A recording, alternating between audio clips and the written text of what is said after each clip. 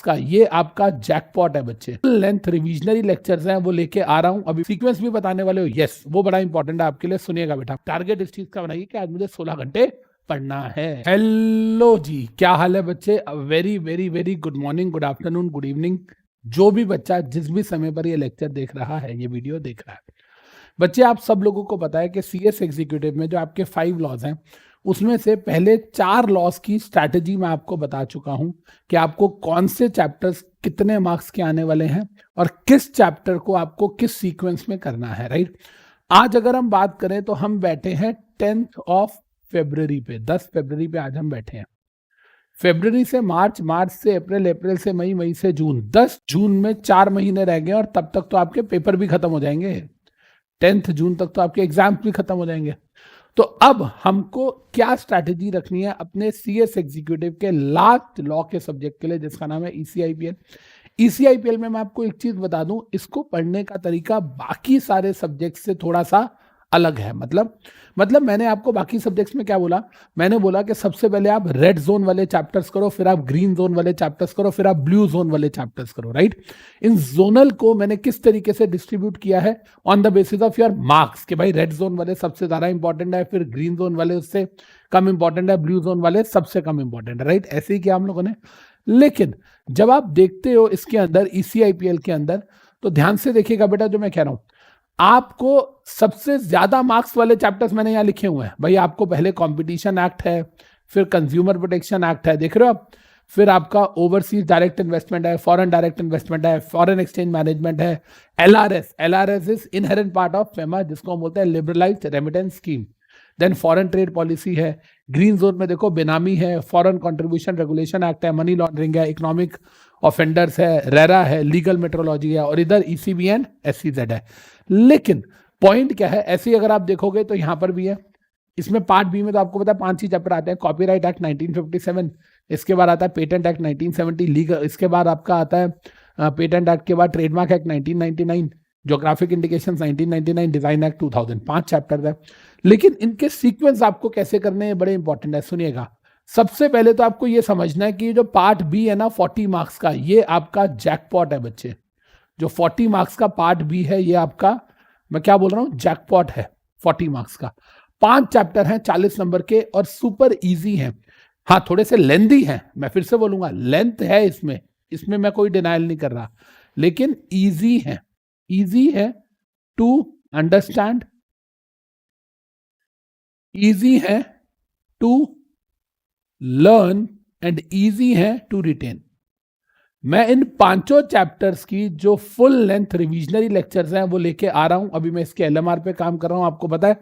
अभी जैसे हमने 2 दिन पहले लीगल मेट्रोलॉजी का रिवीजन किया था यूट्यूब पे, ऐसी मैं पार्ट बी की भी सारी रिवीजन लेके आऊंगा। लेकिन आप जहां से भी पढ़ रहे हो, मेरे से पढ़ रहे हो, अपने किसी रिस्पेक्टिव एजुकेटर से पढ़ रहे हो, तो आपको सीक्वेंस क्या फॉलो करना चाहिए पार्ट बी का, पहले मैं वो बता देता हूं। सबसे पहले करिएगा आप अपना ट्रेडमार्क एक्ट, सबसे पहले यही सीक्वेंस को फॉलो करोगे, कनेक्टिविटी अच्छी रहेगी। ट्रस्ट मी, मैं 21 साल 22 साल का एक्सपीरियंस होने वाला मेरा जून में, मैं उसके हिसाब से बता रहा हूं।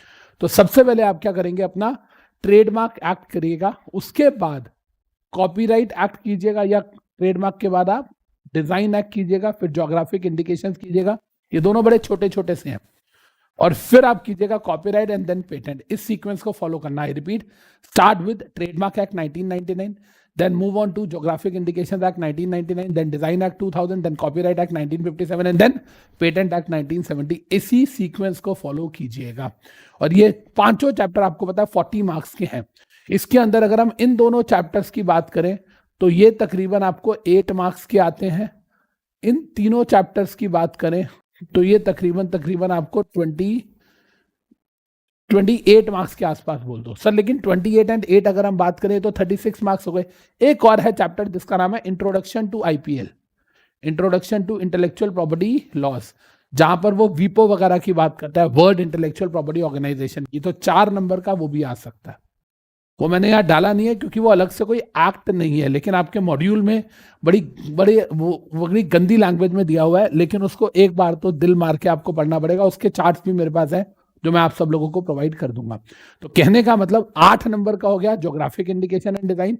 आपका 28 मार्क्स का हो गया copyright, trademark and patent, 28 and 8 हो गया आपका 36 मार्क्स, और 4 नंबर का हो गया introduction to intellectual property laws, जिसमें आप ग्लोबली इंटेलेक्चुअल प्रॉपर्टी को लेके क्या क्या चीजें हैं वो देखने वाले हो। राइट बच्चे, इसके बाद अगर हम पार्ट ए की बात करते हैं तो सर पार्ट ए के अंदर ये चैप्टर्स तो हमें नजर आ रहे हैं, लेकिन आप सीक्वेंस भी बताने वाले हो। यस, वो बड़ा इंपॉर्टेंट है आपके लिए, सुनिएगा बेटा।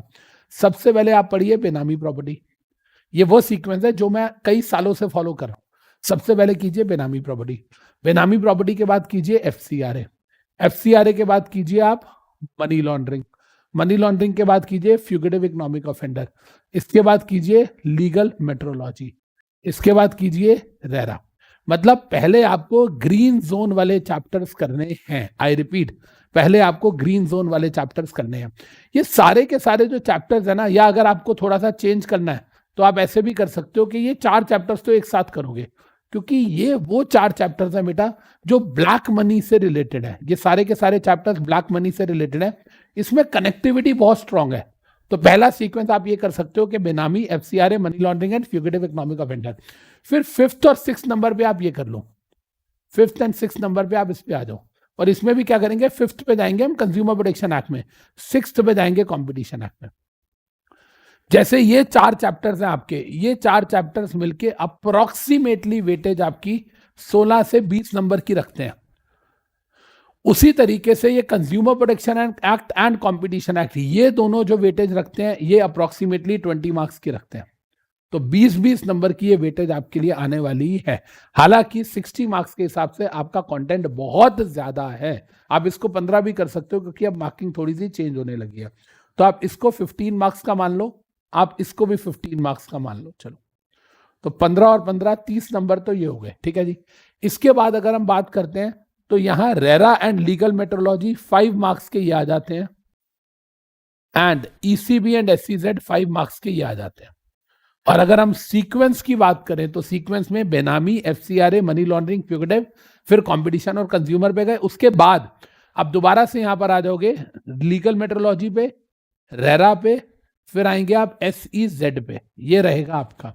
और एसईजेड के बाद फिर आप करेंगे एलआरएस, लिबरलाइज्ड रेमिटेंस स्कीम, और फिर इसके बाद आप जाएंगे वापस ईसीबी पे, और फिर ईसीबी के बाद आप आएंगे आपका एफडी ओडीआई पे, देन फिर आप आएंगे एफडीआई पे, फिर आप आएंगे फेमा पे, और फिर आप आएंगे फॉरेन ट्रेड पॉलिसी पे। ये आपका सीक्वेंस होने वाला है।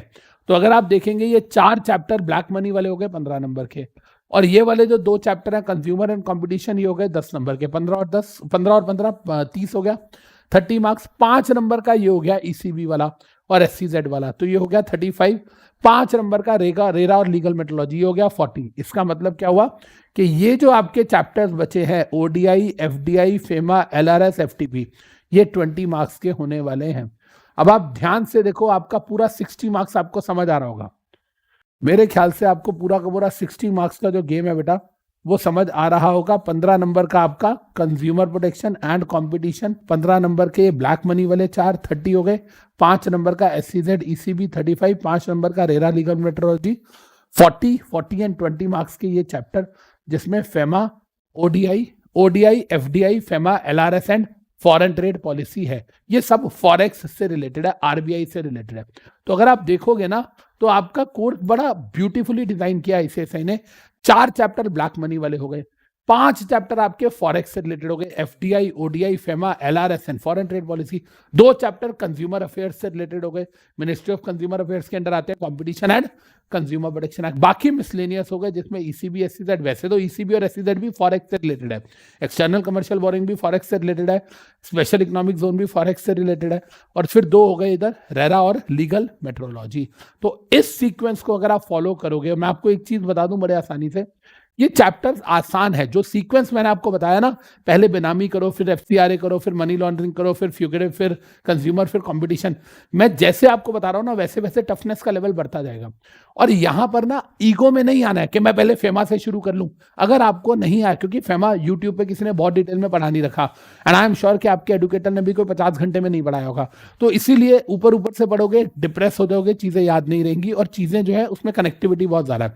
तो मेरा सजेशन ये रहेगा कि जो सीक्वेंस मैंने आपको दिया है, प्लीज प्लीज प्लीज ECIPL के अंदर पार्ट बी या पार्ट ए जो भी आप स्टार्ट कर रहे हैं, आप मेरे वाले सीक्वेंस को ही फॉलो कीजिएगा। एंड मेक श्योर कि अगर आप एक दिन बैठ रहे हो पढ़ने के लिए तो उस एक दिन वो पूरा चैप्टर पढ़ो। ऐसा मत करना कि मैं 2 घंटे ये पढ़ रहा हूँ, 2 घंटे कुछ और, फिर 2 घंटे टैक्स ना। अगर आप इसको शुरू करते हो तो एक दिन अगर आपने आज सुबह बैठ गए 6 बजे के मुझे बेनामी करना है या मुझे कंज्यूमर प्रोटेक्शन एक्ट करना है, तो वो पूरा कीजिए, चाहे आपको उसमें 4 घंटे लगे या 6 घंटे या 8 घंटे। टारगेट इस चीज का नहीं बनाइए कि आज मुझे 3 चैप्टर करने हैं ना, टारगेट इस चीज का बनाइए कि आज मुझे 16 घंटे पढ़ना है। क्लियर है बच्चे? तो आई होप कि ये वीडियो आपके लिए बहुत काम की रहेगी और फिर मिलेंगे किसी नई सीरीज के साथ। Till then this is Amit Vora signing off. Take care, bye, love you guys, thank you. पढ़ते रहो और बहुत पढ़ते रहो।